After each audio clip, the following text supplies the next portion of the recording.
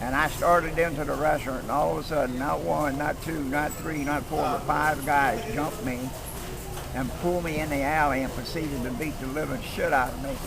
When I was a Green Beret Special Forces in the Army. And like I said, I put 3 of them bastards in the hospital before they finally got me.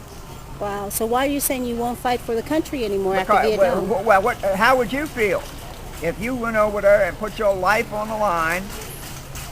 You know, damn near got killed on several occasions. I did get wounded, but fortunately I came out of it. You know, and I didn't. Fortunately, thank God, I had scars for a long time, but had surgery done on them, and I got rid of the scars. But I did, get shot over there. Mm-hmm. 3 times I got wounded. Mm-hmm. Thank God, some of my buddies, they didn't, I had a good friend of mine about his size, standing right as close as he is to me right now. We were in the jungle one day and it was hot. He took his helmet off and a goddamn sniper nailed him right between the eyes. A sniper, but we saw the gun flash. As soon as that happened, the platoon leader said, "Hit the deck. Don't move." But one of the guys in our platoon, he went after the son of a bitch. And about 15 minutes later, or 20 minutes later, 15, 20 minutes, give or take a few minutes, he come walking through the jungle with the guy's head in his hand. He cut his head off with a machete. Wow. And he said, "You guys want a souvenir?" I could tell you stories about Vietnam, honey, to make your hair stand straight up.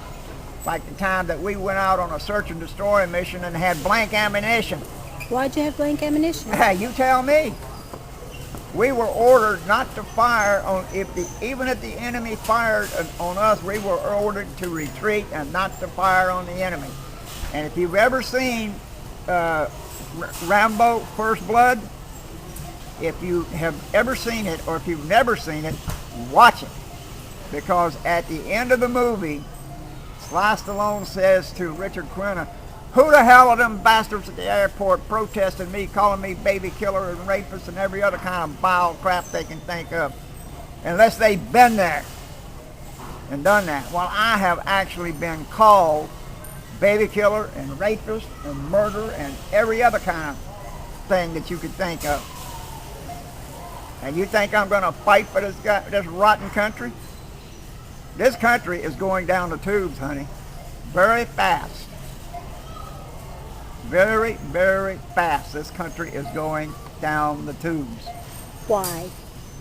Well, look around you. General Motors, the largest automotive corporation in the whole damn world, bankrupt. Chrysler bankrupt. I was in the Philippines. I came back from the Philippines last April. And I was shocked when I drove down South Tacoma Way off of Bridgeport. From Bridgeport down to Gravely Lake. There's at least 15 or 20 businesses that got plywood all over them. Look around you. Listen to the news. Every day. I mean, every day there are people killed in Seattle. That's why I have not been to Seattle in the last 5 years. Mm-hmm. Every day people are killed. And that soldier that went nuts and killed all them people back at Fort Hood, the CIA and the FBI, they knew. They had the evidence, everything. They had all the facts. They knew 6 months before that guy went nuts and shot all them people. They knew that. And they turned all that information over to the Army, and the Army didn't do a goddamn... Oh, he's not a threat. Until he went nuts and killed all them people. Mm-hmm. You know? Now you know why me and a lot of vets and a lot of people, because trust me, honey, I ain't the only American that hates the United States. I was born in this country. But I'm going to tell you something. There ain't no way in hell I would fight for it again. Never again. I did once over in Vietnam. And I'm proud to do it. Proud to wear my Army uniform until I got treated like shit. When you came home? Yeah. you know. Wow. Now you know why. Not only me, but a lot of Vietnam vets that say if they were asked to serve, and they could, they wouldn't. Now this guy says he's got a heart murmur, which is not his fault, and he can't serve, but he says he would. And I said, well, more power to you, man, because I said there ain't no way in hell Wow. that I would fight for this country again.